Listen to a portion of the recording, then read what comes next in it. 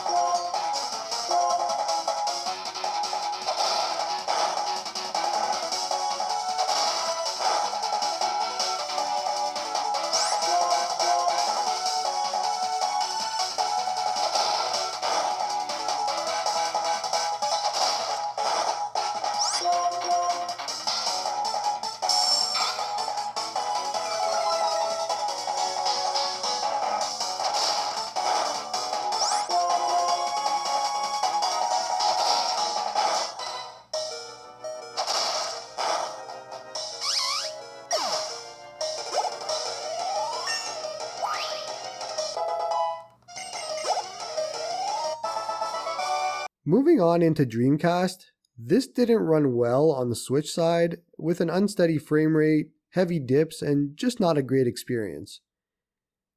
Trying it here on the Android side with the Redream emulator and it's just perfect. Crazy Taxi is running at a firm 60 throughout, and with this gorgeous screen, it makes it a great way to play it.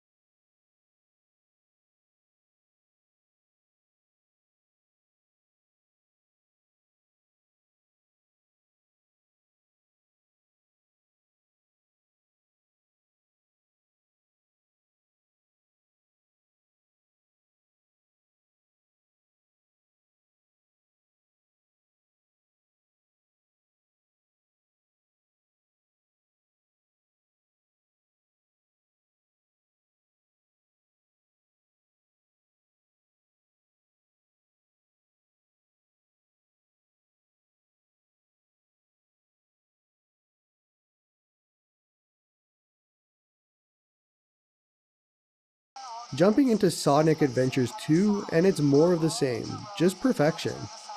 Given how well this runs on the Switch side, this is a massive upgrade.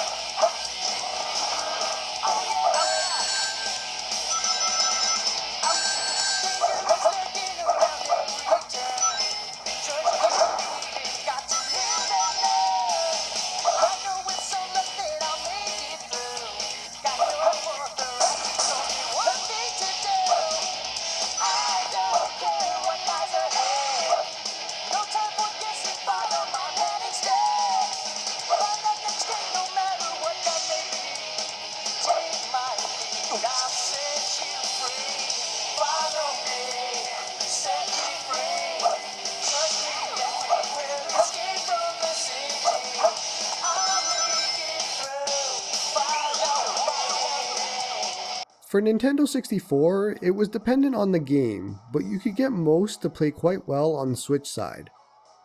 Here on the Android side, with the M64 Plus FZ emulator, it's surprisingly very similar in performance.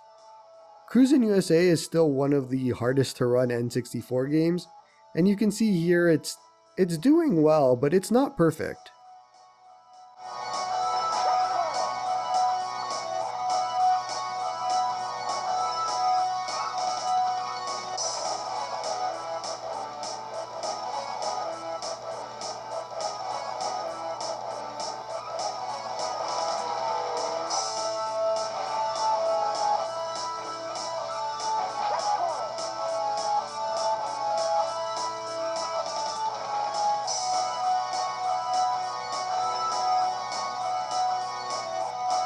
N64 is just a different beast entirely, but I'm a bit surprised games didn't perform better here.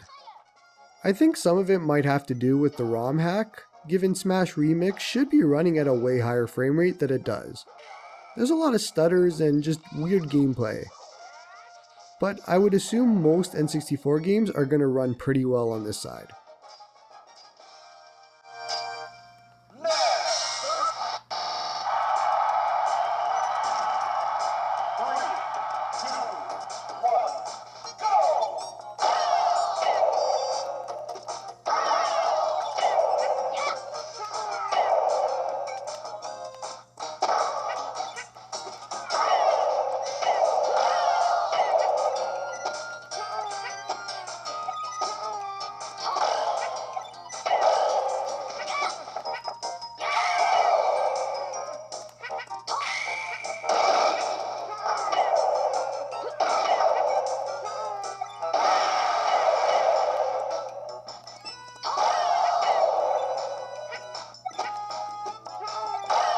And just to prove that point, here's Mario Kart 64, and you can see it's running really well. This would be a great way to play this game as well, so I would assume that most of the Nintendo 64 catalog would be more than playable here. Especially considering you can drop it down to the Rice profile and get even more speed out of it if you wanted. I kept everything at default, so this is just the default way that it comes out the box.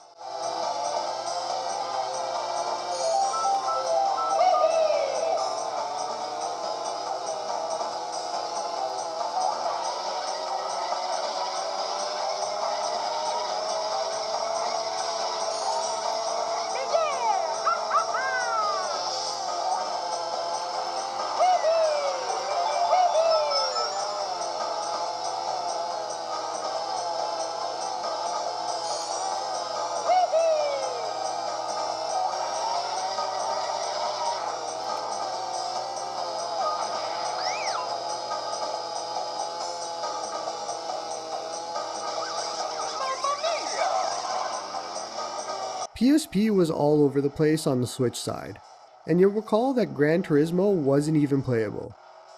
Jak and Daxter, however, was fine and stuck to 30 frames for the most part. On the Android side, with the PPSSPP emulator, Gran Turismo is actually playable now, and Jak and Daxter is basically the same.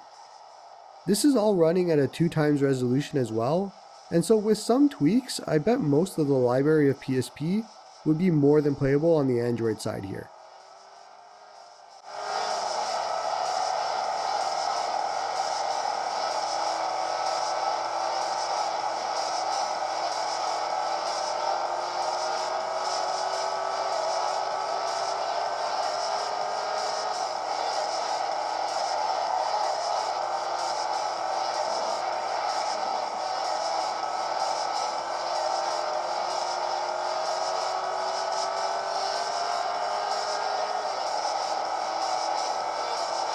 And especially with the aspect ratio, it would make it a great way to play PSP here.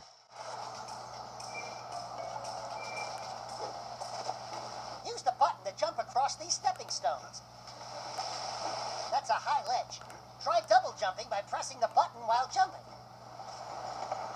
More monsters! Press the button and give them the old spin kick.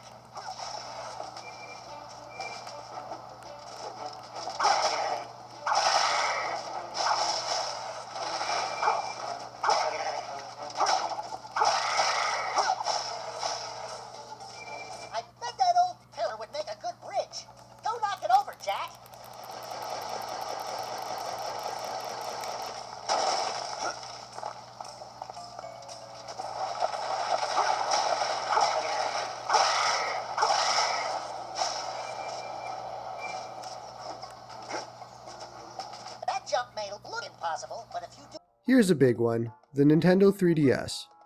The only way to play this on the Switch side was via the Patreon exclusive RetroArch core, and it crashed a lot while not running super well. Using Citra MMJ here until Citra Vulkan fixes their crashing issues, Ocarina of Time 3D is running pretty great. There's still that shader compilation stutter, but besides that, you can see a major difference in how smooth it is, and also how great it looks. This could make a lot of games playable when Citra Vulkan develops further. As it is right now, you could actually get away with playing a lot of games here as well, so it's no slouch in that department.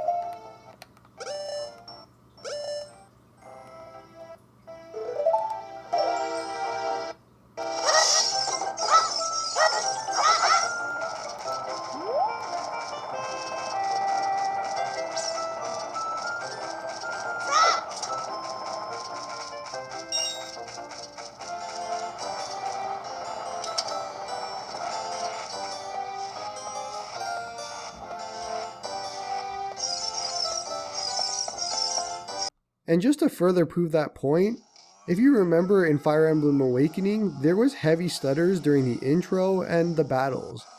But a lot of that is gone here. There's still some stutters here and there as you'll see during some of the battle scenes, but nowhere near what it was like on the Switch side. So this is a big improvement.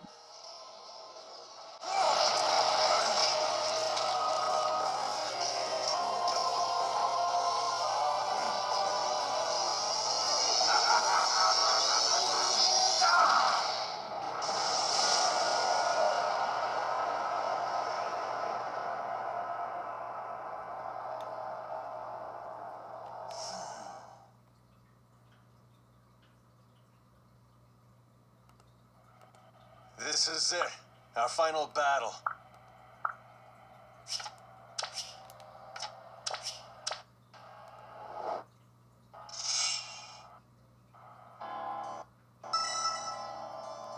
Listen to me.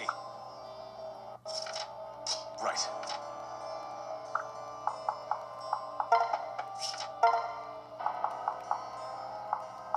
On my mark.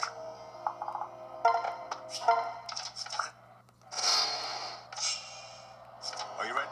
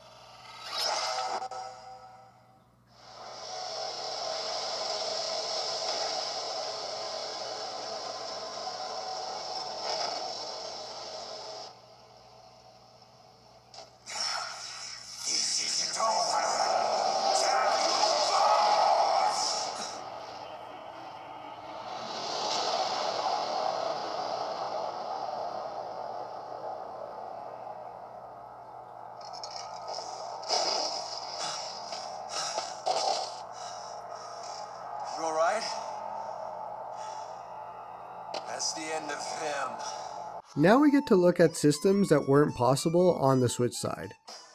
Starting with Vita, and this is the Vita 3K emulator, and Persona 4 Golden plays, but not well. You can hear the audio stuttering, and it's not playing at full speed.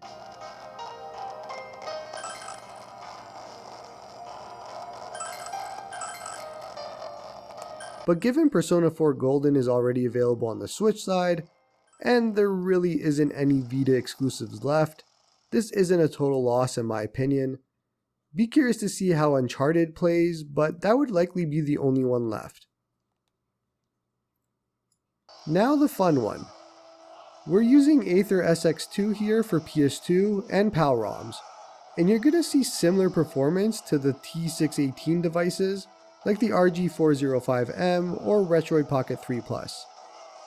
God of War doesn't run super well and needs a few tweaks as usual and will likely be playable.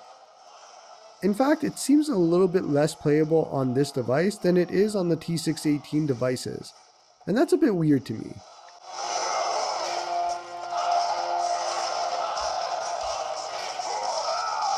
Furthering that point, Simpsons Hit and Run feels a bit slower than my other devices as well. Maybe with some tweaks it could get to playable, but I've already tried the normal ones that work on those devices, and we still didn't get much better. I would bet that the JRPGs we looked at in my RG405M PS2 showcase video would play well here. And so this is a pretty great thing to see either way. PS2 is finally playable on a Switch. That's crazy.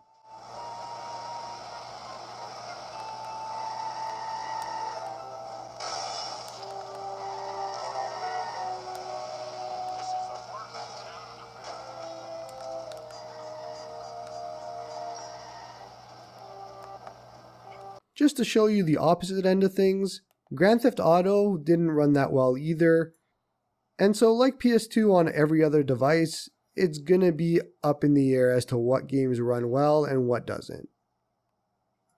Moving on, can we finally play GameCube games on the Switch? Here's Dolphin MMJR with PAL ROMs, and the answer is half yes. Twilight Princess basically sticks to the 30 frame mark in the intro here, and that's a great sign. I'm willing to bet there's quite a few titles on the GameCube side that would be decently playable here.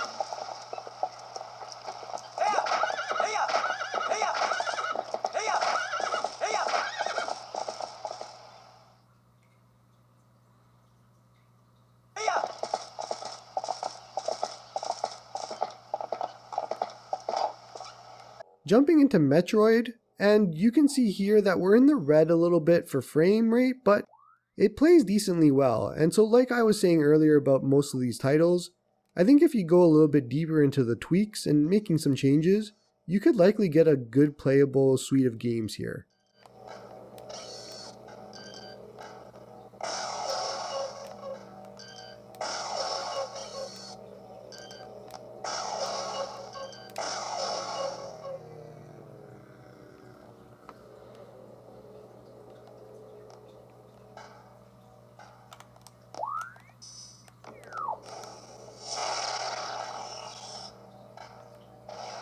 You know I have to show it, so here's Zelda Wind Waker, and it doesn't run as great as the RG405M or the T618 devices. And so this is what I was saying earlier, it's very similar in performance, but just not there. And that's weird, but again, if you want to make some changes, some tweaks, you could likely get this to a good spot. I don't know if the juice is worth the squeeze though.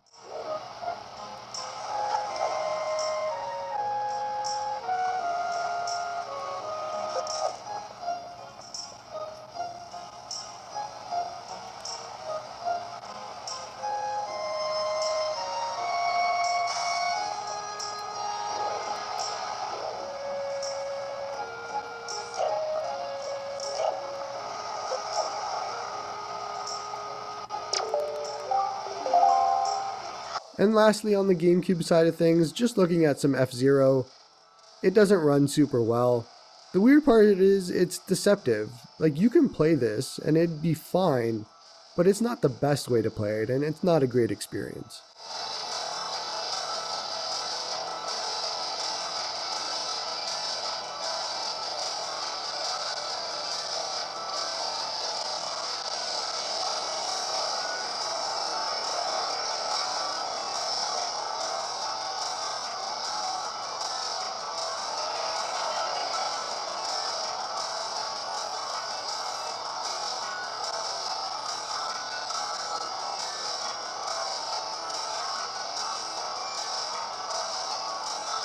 Okay, since we're here, let's look at Wii games as well. Using the same emulator, and this one is still a bit harder. Super Mario Bros. Wii is definitely playable with some small slowdowns. Just keep in mind, I'm not really running much in the way of tweaks here, and so with some emulated clock speed changes, you could likely improve performance by quite a bit.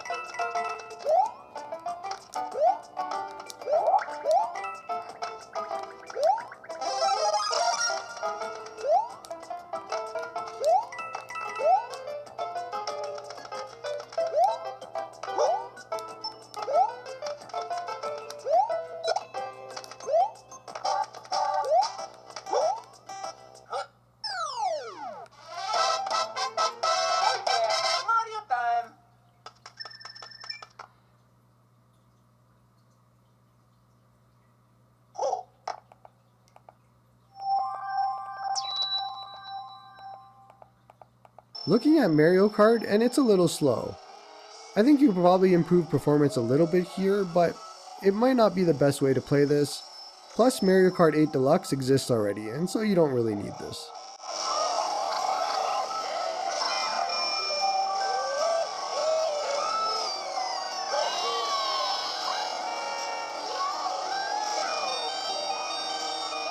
Okay, and lastly, you know I had to do it for the memes. Let's look at the Skyline emulator since Yuzu doesn't work on this due to Vulkan issues. Some Switchception going on here, and Pokemon Let's Go Pikachu runs surprisingly well. I wanted to prove that I wasn't on the Switch side and ended up crashing Android. But for the few seconds you saw and my testing off screen, it's surprisingly decent. But let's not pretend anyone will be doing this. For some final thoughts on this, I'm super happy to see this development, and it's fantastic to see how far the Switch has come. Android on the Switch is an awesome bonus addition to anyone that already has a modded Switch and wants to try this out. I said it before, but performance is very similar in some respects to the T618 devices. And so don't expect miracles here, but if you have a Switch already, you might have just saved yourself some money on a new handheld. But let's be honest, you're going to buy that handheld anyways. And that's all for this one. Hope you liked the video and hope you all have a good one.